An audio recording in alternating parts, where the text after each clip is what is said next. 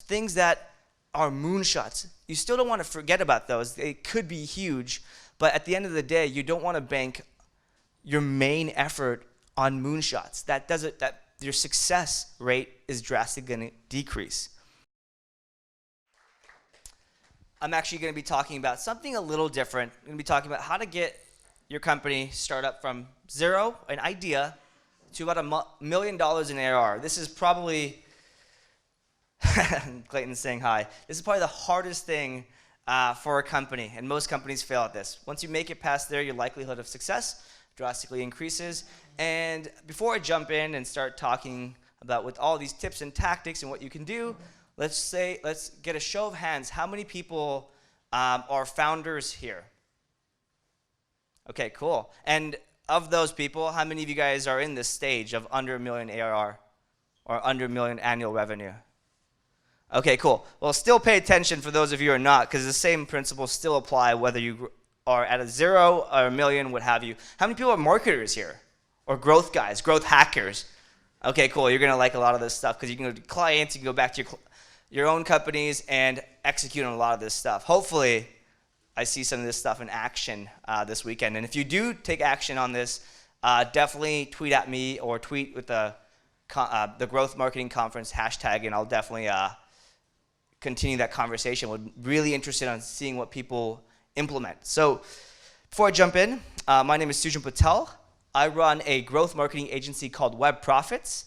I also have a handful of SaaS businesses under the company called Ramp Ventures. So you may have heard of them: Mailshake, Narrow, QUUU.co. I have to always spell it out because people always forget 1 or 2 U's. That's my fault for making it hard to spell. But anyways, we have a handful of SaaS companies for startups, marketing and sales professionals. Essentially, we created them for ourselves to make our jobs a little easier, found out a lot of our friends wanted them, and kind of scaled from there. Before I jump into all these tactics and things that you can execute, I want to discuss a few rules that I live by, a few rules that if you practice is going to make your job a lot easier and a lot less confusing. First and foremost, let's simplify things. Most companies, such as Dropbox, Airbnb, these large companies who've made it to the billions of dollars, they don't have dozens of channels of growth. They have a handful. So instead of trying to go after every tactic, every nook and cranny to kind of leverage, focus on 3 channels. If you focus on 3, 1, it's a lot more manageable, achievable. You can be great at them. And take it one step further and actually focus on 1 channel at a time. Get good, get it working, make it feel easy. And once it feels easy, you can then focus on the next one and the next one and the next one. You might be able to do more than 3. But at the end of the day, if you simplify this to your 3 biggest channels, 1, you're going to be working on things that can scale, because some of these channels just don't scale that big. Some of them, other ones do. So it's all up to you at the end of the day. But the next thing here is focusing on your funnel and its weaknesses. So everybody has a funnel, whether you are hot new startup, mobile app. It doesn't matter what you do. Even if you're an old school business, services, what have you, everybody has a funnel. Starts with awareness. Somewhere along the way, somebody purchases if you're good enough. And hopefully, you treat your customers well and they're loyal. And you have some great communications and support, maybe a great blog that people love. And you have advocates such as Buffer, or such as Buffer does. But generally speaking, there are 2 big weaknesses I see in every single business. The first one is awareness. Simply don't have enough traffic. People don't know who you are.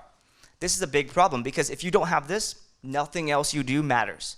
You can have the best conversion rate in the world, but if not enough people come to your website, it's irrelevant. And frankly, when you do get more people to come to your website, whatever you've done to optimize will be irrelevant as well. The other thing is conversion. People do get traffic.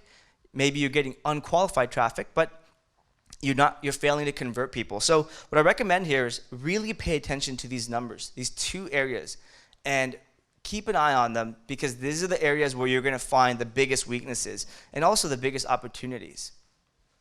I like to use the bullseye framework from the book Traction.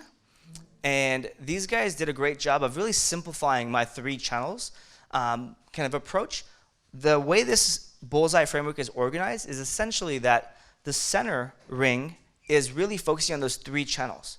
The middle ring is focusing on ancillary channels, and the outer ring is all around ancillary channels, things that are moonshots. You still don't want to forget about those. They could be huge, but at the end of the day, you don't want to bank your main effort on moonshots. That your success rate is drastically going to decrease. The next thing is, and this is my last rule, I promise, before I jump into the tactics, is focusing on making your customers love you and a great user experience and everything around your brand, your product, and exposure and experience with your brand instead of focusing on PR. Because if you do this, it will be much, much more beneficial. It will help you grow much, much faster than a TechCrunch article or whatever, the Next Web article or what have you. Because even though a Next Web article maybe get you a big jolt of traffic, what happens when it fades away 1 week later? You're not going to continue to get that same jolt. So you may need it, but my approach is screw PR and focus on getting your customers to absolutely love you. And when you do this, you can move mountains. So the agenda for today is talking about, first and foremost, pre-launch marketing. Second, how to nail your launch. Very, very important here. You get this thing right, the cards can kind of fall into place. And lastly, once you got a few hundred customers, maybe a dozen customers to a few hundred, depending on your price point, you have some momentum, you're ready for scalable marketing, or I like to call it big boy marketing. So I'm not just talking out of my ass here. I actually do this for myself and have leveraged this exact approach I'm going to share with you for 2 different companies. One is my own, Mailshake. We got to about 7,500 customers using this exact approach. And again, our 3 channels here are content marketing, influencer marketing, and community. What I mean by community is once somebody becomes a customer, we do a lot of work to engage with them to keep them a part of our brand. We have a private Facebook group and whatnot. And another company called wheniwork.com, where we grew to 15,000 customers, about 10 million ARR, using the same things. Slightly different channels. You can see customer advocacy is a huge part of our growth. What I mean by that is word of mouth. Our customers are driving the business, and it's partly due to the product, another part of due to how we interact with them. We do a lot of engagement with them on social media, offline, send them books, more content, what have you. So let's jump into it. First and foremost, start with the landing page. I don't care if your product's already out, you're going to release a new feature, create a landing page for that feature. If you have an idea, you don't even have a full-fledged idea, create a landing page. It becomes real when you create that landing page. It also, that's when day one starts. That's when you can start getting feedback. You can put a big, bad, bold mission statement, but what I want you to really do is collect email addresses. And this is important because as you grow this email list, they can help you when you launch and do other things. And frankly, if you are failing to collect email addresses and people don't resonate with your idea, this is a time you can change either your messaging or maybe your idea doesn't have legs, so you can save yourself a lot of time and hard work. The next, building your email list is still a big part of this, is building an audience. What I like to do and what I recommend heavily is to actually start with an ebook or a lead magnet, some sort of big, explosive thing that you can then do lots of different marketing around. Before I launched Mailshake and a handful of my other SaaS products back in 2015 in the summer, 6 months prior, I wrote a book and published it on growth hacking called 100 Days of Growth. I used that to actually build my audience, build my list, and I knew I was going to be building a tool for marketers. And so I found a good angle. At the time, growth hacking was a lot less saturated, and there was enough traction. If I looked on Google Trends and things like that, there were people searching for it, and the volume was going up. So I figured, why not do that and kind of adjust the approach? That way I can build a big audience. You can do the same thing. When you create a value piece of content, you can actually do a lot more outbound and kind of cold emails, which I'll get into in a second. But along the way, you can use the ebook to kind of start blogging and create kind of themes around that. So again, on your landing page, create a blog. Also, guest posts on industry publications, the larger the better, but start your way up from the bottom. Why I like other blogs and guest blogging instead of building your own blog and focusing on that is because you're going where an audience is. If it's your blog, you actually have to start from scratch, right? Yeah, you get 10 people, 100 people, 1,000 people, great. But if you go and blog on another person's site, figure out your industry, find the top blogs, but when you do that, you're going to a place where there's a big audience already, and you can leverage and bring it back to your site. And if you have that landing page and the ebook, people will purchase, people will download, you get email addresses, you start building that audience. One hack I like to use is actually leverage influencers. And the best way to leverage influencers is to interview them. One, it helps you build a relationship, and two, they have a brand, they have a following, people know who they are. They're reputable. They are kind of unofficially endorsing you, but putting your brand, your company closer to their brand. But you can also attract an audience as well. Another thing I recommend doing is smart cold emails. Similar to cold emails, you're reaching out to people, but instead of just reaching out, try to make that email warm. What I like to do is identify the customer, who am I going after and whatnot. Let's just say you figure that out. Get their attention. Getting their attention on social media, following them, adding them on LinkedIn, even viewing their LinkedIn profile, if you're in the B2B space, can actually increase your success rate, your response rate, your open rates drastically. That one thing alone can make or break your cold email campaign. Because if somebody sees your name in your inbox and they've seen it on a social media profile, and it's within the 24-hour period, 48-hour period, they may remember, and it may not be cold. I like to use things like Hunter or Find Any email addresses to find these email addresses to begin with. I start usually with cold email when I have a new product and idea, because I can control it. I can do 1,000 emails, send them my ebook and something like that to get early feedback, early kind of traction, and I can turn it off. If it's bad, if I have a lot of feedback and people are saying, hey, I don't like it, I don't think I'll buy from you, or they're just saying, I see this idea everywhere or whatnot, I can adjust it, I can turn off my marketing and go back to the drawing board. And one last thing here is to use something like retarget links or Rebrandly, where you can actually add retargeting pixel to a link. So if you're sending a cold email and you're sending an external article, or an article that's not written by you, or even if it's your own, you can at least retarget them on social media or on Facebook with other places. Speaking of social media, instead of doing your A/B testing on your own site, because early stage companies, again, they have that awareness issue, do your A/B testing on Facebook. You can use the click-through rate to determine the success. And let's just say you have a handful of ideas, different messaging you want to try out.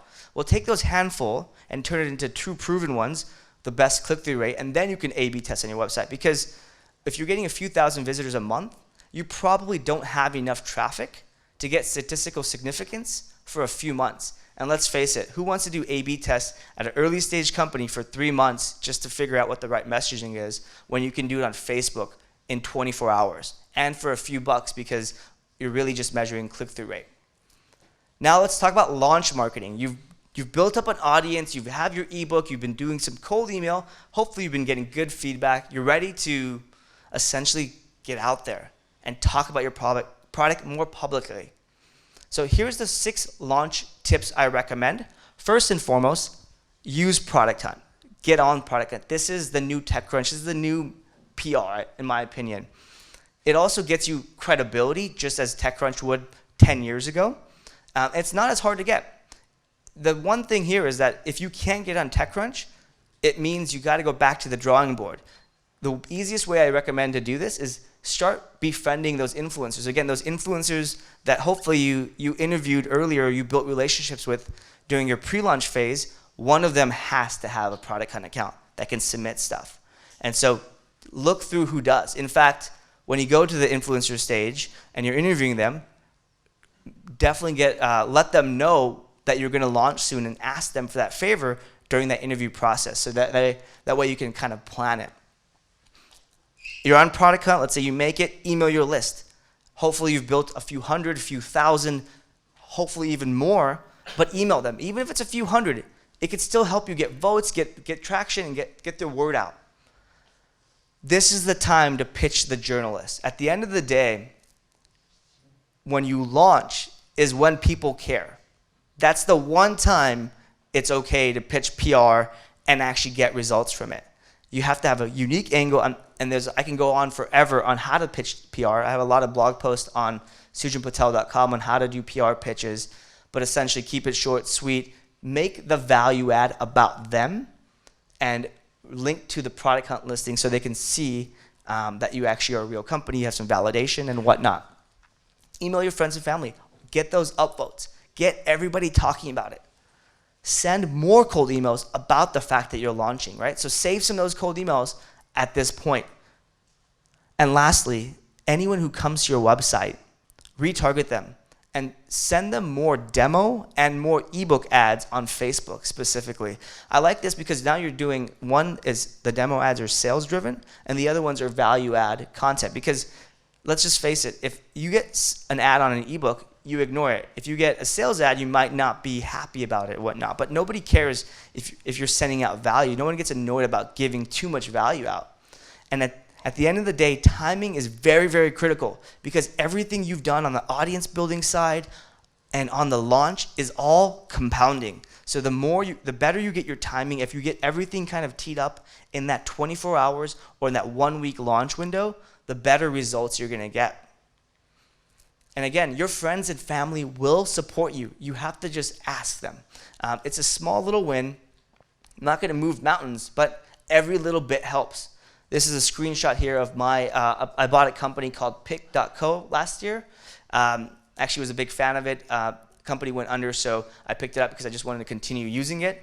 But I just posted a Facebook message, and a lot of my aunts and uncles and friends and random people actually found it. And we got a couple dozen customers from it, but it does work. All right, so you've had a good launch.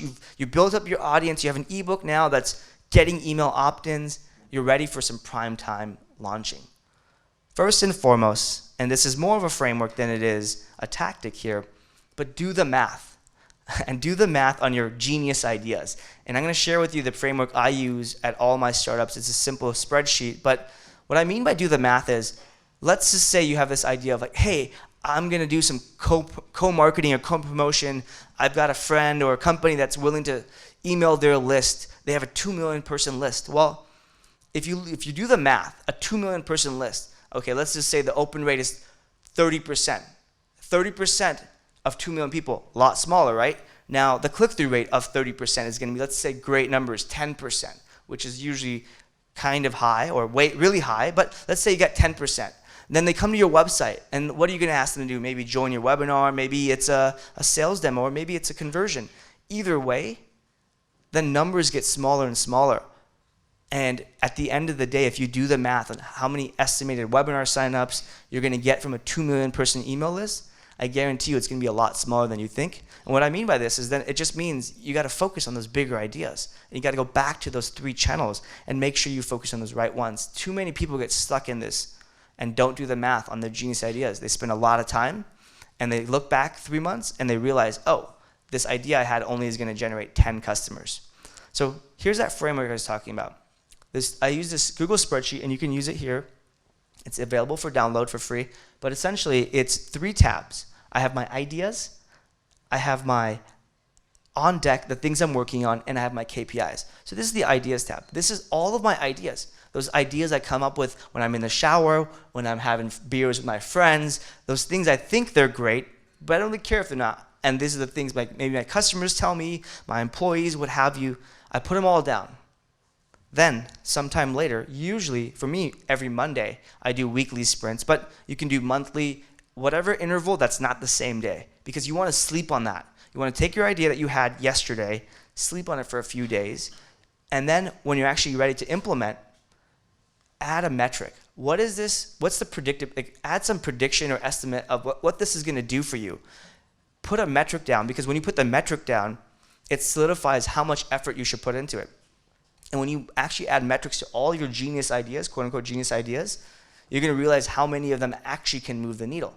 And naturally, nobody here wants to waste time. Nobody naturally wants to waste time. They're going to do the things that move the results, move the mountains, that are going to actually drive the most customers.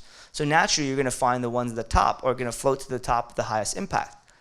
And keep your KPIs on that same document. Meaning, if you care about customers and users or visitors or email opt-ins or whatever it is, active customers, active users, whatever, put them down and measure against that KPI. So for me, this is an example of Narrow.io, one of our companies. I care about visitors. I care about my visitor trial conversion rate. I care about the number of trials I get per month. I care about the number of new customers and the visitor and the trial to customer conversion rate. And lastly, I care about my churn rate. Obviously, revenue is an impact of all the other numbers, but if these numbers look off and all of my on deck are the things I'm working on, let's just say my churn is high 1 month or 2 months or 3 months in a row, and I'm focusing all on top of the funnel on the on deck, then I'm doing something wrong. I'm not doing what's best for my business. So this drives this and this. So it's kind of working backwards for my KPIs. All right, so let's say you've done this, you come in with your ideas. One of the things I found is when you actually come up with these ideas, make sure that you don't implement it at the same time, because there's two different parts of your brain. There's the creative side who is like, oh my God, I can do this cool PR thing. I have this great idea. It's going to do well. And then you have your logic side who's like, well, let's do the math on that. So they don't work well together, at least not at the same time. So split them up. That's why I like to sleep on it. That's the very simple reason I like to sleep on it. And remember, it's okay for those bad ideas. I call them bad because they usually are, but those crazy ideas to kind of sneak through and just devote enough time to them, because every CEO, every company has kind of those ideas. So it's good to let them go through, but don't spend all your time on them. All right, so I'm going to go through fast on these ones because there's a lot. I want to leave some time for Q&A, and there's a lot to cover. So concierge onboarding. If you're a new company, definitely try this. If you're in the SaaS space, what essentially this is dragging your customers through the finish line, giving them an experience via a phone or just some sort of personalized approach, because your software is not going to convert the best way possible off the bat. So you use this to figure out what the weaknesses are, what people are responding to positively, and then essentially you can implement that into your software. And when you get customers, treat them right. Buffer is one of my favorite examples of a company who does a good job at thanking their customers. Every single invoice they send over, it says thank you. And it's a picture of their team, what they're up to and whatnot. So it makes me feel like I connect with them even though I don't know them at all. Drift is another good company, but you can thank your customers. In fact, if you're only doing an online service or software, I recommend using handwritten thank you cards and mailing it to them. Why I like mail? Because they're not expecting it. They're usually surprised. And if you're too lazy to write your own handwritten thank you cards, or you have bad handwriting like myself, you can use a service like MailLift. They charge a few bucks per actual per card, but it's really easy. It's actually handwritten. And here's an example of Drift thanking me on social media. So I signed up for a Drift a few months ago, and they tweeted at me. And they have a whole account just tweeting at new customers. Not a huge deal. Didn't take that long, but a simple thing actually got me through the finish line. And you'd be surprised how little you need to do to actually get people to the finish line. It's making, usually when you're in a SaaS business, people are super excited up front, and then they realize, oh, I have to do some work. I'm going to go busy. I got a meeting. Well, if you tweet at them, they may come back and actually activate, which is one of the biggest things, hardest things for a SaaS business. All right, a couple more things here is asking your customers for help, right? You get feedback. A lot of people are afraid about this, and you're going to hear a great talk later today from Nikki on feedback and how do you leverage that. But it's very, very important. The other thing you can do before you go crazy with the referral program, implementing word of mouth or bloated software, ask your customers to spread the word. Ask your customers for a testimonial. They will do this. And if they don't spread the word, first, make it easy for them. Make it one click or whatnot. If they don't spread the word, no software is going to solve that for you. If an email can't get through to them, a bloated software or like a process is not going to work. So get it working there. All right, a couple tactics or hacks you can use. First, the NPS survey. If you want to get a lot of testimonials, I like to use the NPS survey. Essentially what you're doing is asking somebody a 0 to 10 scale how likely they would to recommend you to a friend or a family member or colleague. And the 9s and 10s, those are promoters. they were likely already promoting you. So you email them back, and you can actually just ask them, hey, mind reviewing us here, or giving us a testimonial, and they will do it because they probably already are promoting you. Secondary SEO. We all know SEO takes forever these days, so I recommend using a hack. Secondary SEO, essentially finding blogs or Quora or third-party sites that you can essentially write on or post to try to rank. And what you can do is feel out that keyword, and if it drives some traffic, you should focus on it as a primary driver. Here's an example of me answering a Quora question. Actually, it's one of my employees at the time answering that question. That drove us about 10 new customers from that one Quora post.